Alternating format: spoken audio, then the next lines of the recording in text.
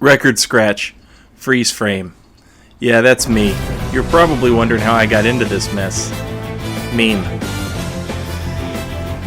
It was a typical invasion. There I was. Profaned capital. And I see my marks. There's two of them. They're in the toxic pit. There's a blue in the world, but he can't find us.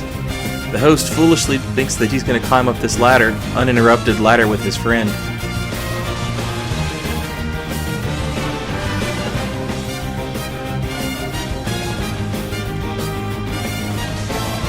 That wasn't to be. So here comes his friend, over-leveled guy. He's going to hit me for all my health. Pretty good.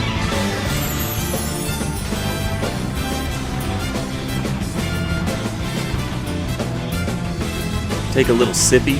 Try and do away with the Phantom with the parry. Didn't work. But shit-eating mud bugs, they've got my back. The host goes back to the same old strategy, thinks better of it this time.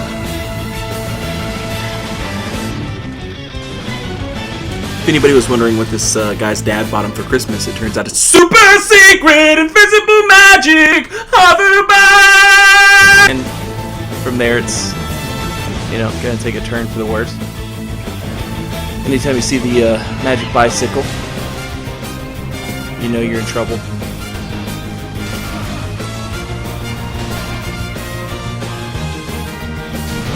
So this feels like your pretty standard 1v1 at this point. I think I can take him.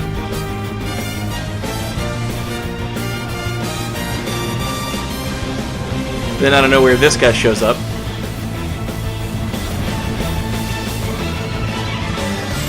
And this guy showing up gives the host enough time to make sure another guy decides to show up. Because, this is Dark Souls 3 and Friends theme song. Your friends will always be there for you. So, pretty nasty situation. I'm low on health, but I got 4 Estus. I'm about to have 3 people to deal with. How do you win an invasion like this? Alright. In the last video, we talked about the pivot backstabs.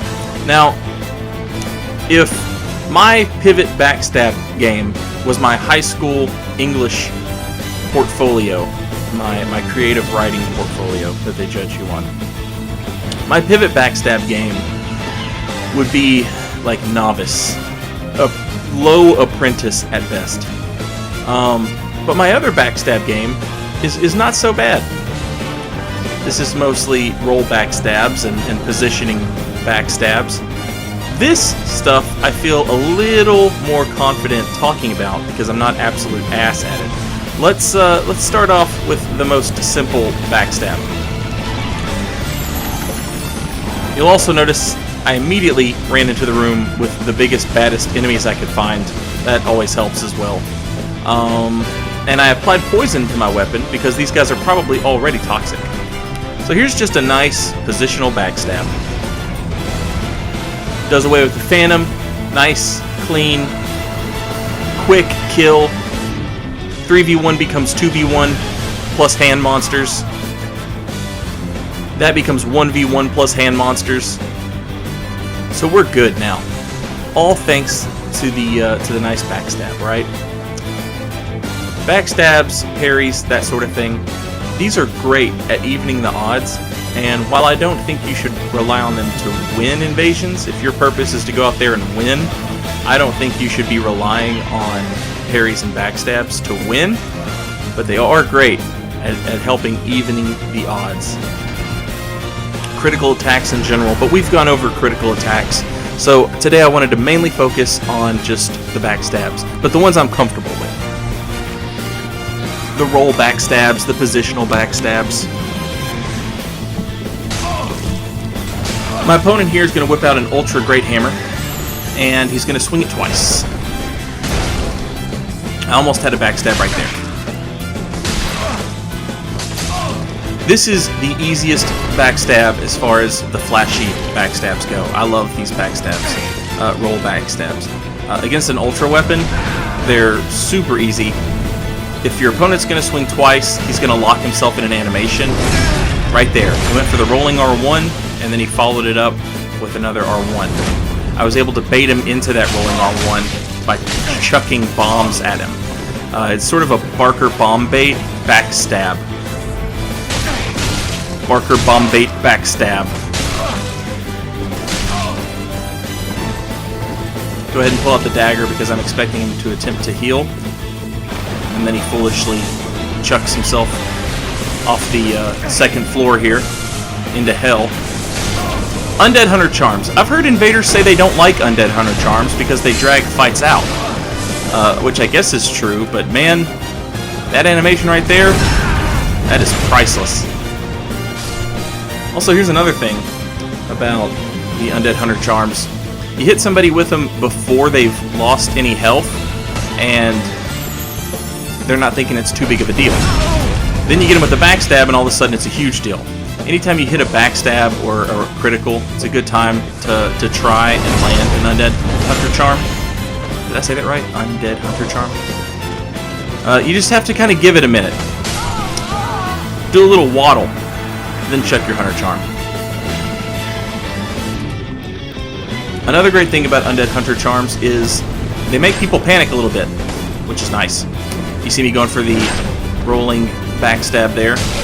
Didn't get it. I'm fighting a weapon that I'm not as familiar with, so this was kind of a neat little learning opportunity. But I start to notice that those R1s really lock him in place. So even if I don't get the first R1 backstab, if he swings a second time, I should be able to get it.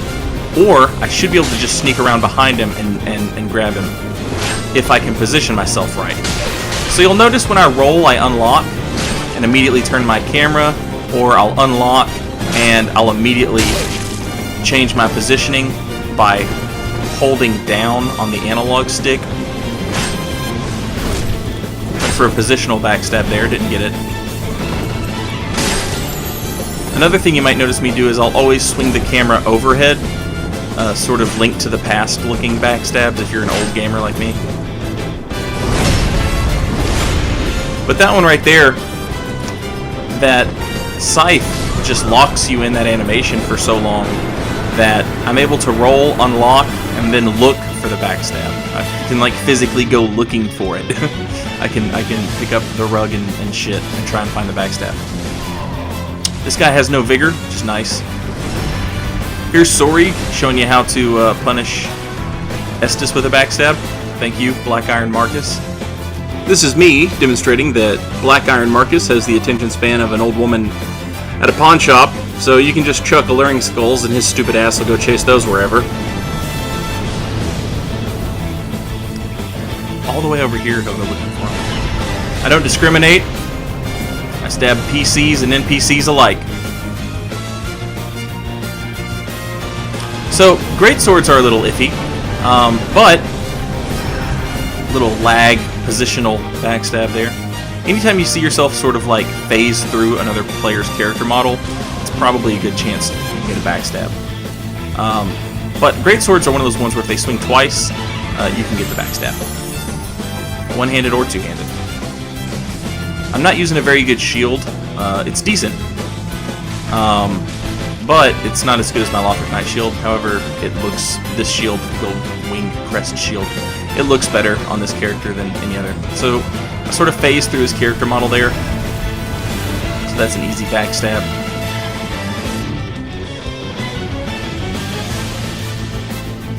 I'm expecting a heal, so I'm looking for the heal backstab at this point. And all I have to do is just stay close. But he gets really passive, as one would when one is low on health. And a lot of times that's my issue with the pivot backstabs that we saw in the last video. You really have to condition your opponent to not be passive, and that means spamming on them sometimes, making yourself look weak. Project Goof has talked about that, making yourself look weak so that they'll spam attacks on you. The rollback stabs don't necessarily require as much aggression from your opponent, and the positional backstabs really require none at all. I am just a fucking Pete Peterson, Perry the world fucking champion in this fight, aren't I?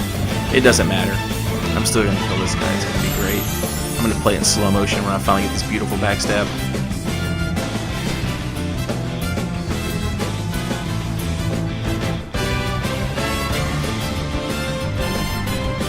Don't even ask me. But again, his character model got turned around, and my character model was already looking at his character model's back. So I knew there was a pretty good shot I'd get that backstab there. These sorts of backstabs, you guys see me do this shit all the time. You make a parry easy to read, and that's easy stuff to backstab. But that's the kind of stuff we're looking for. We're looking for easy backstabs, or what I consider to be easy backstabs. If you're just learning these, you know, it can take a little practice. But in my opinion, these are much easier to learn, and they're far more useful. I'm loath to say that word, but you can do these backstabs and, you know, not put yourself in as much danger as you do when you go for the pivot backstab. Get that shit out of here, son. Get that shit out of here. What are you thinking?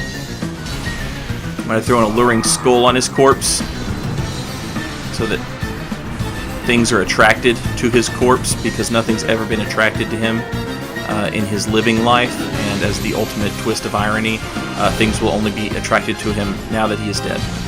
So we roll twice, unlocked both times. You kind of see the camera was sort of overhead there, and this dude's fat rolling, so I know all he's going to do is just try and waste time until he can get to his phantom summon sign, or try and black crystal me out, because who the fuck taught you to play this game?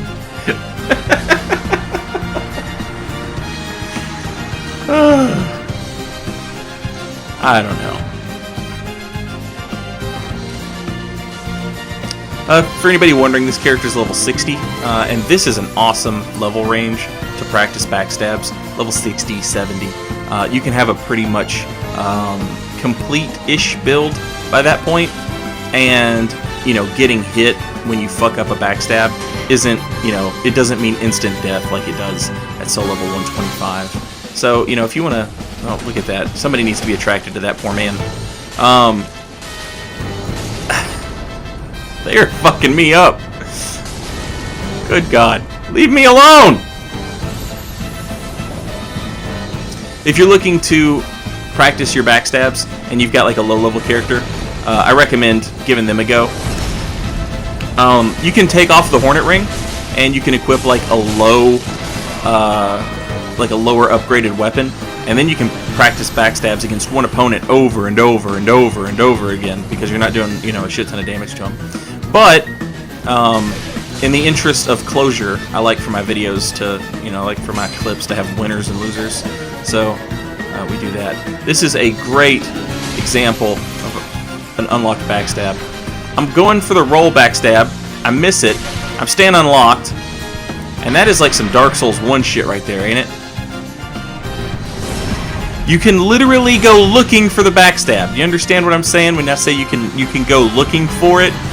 People who turtle up and use very, you know, one-directional sort of weapons, you can unlock and walk around those people and just go looking for a backstab. You can break out the magnifying glass.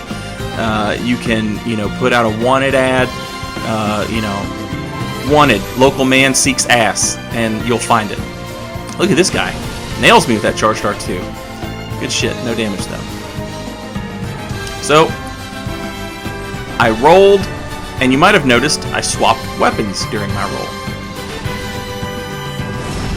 You can do that.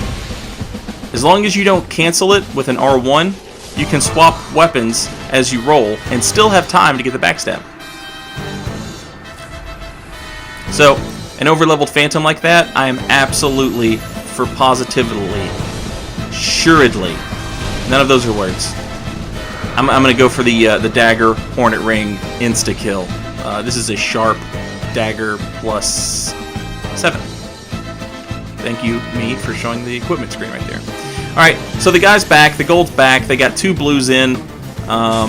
Same party. Get rid of 1 blue because he stays right up front and he has no vigor at level 60. Here comes another blue. He decides he wants to go fight the Hollows, who can do literally no damage to you.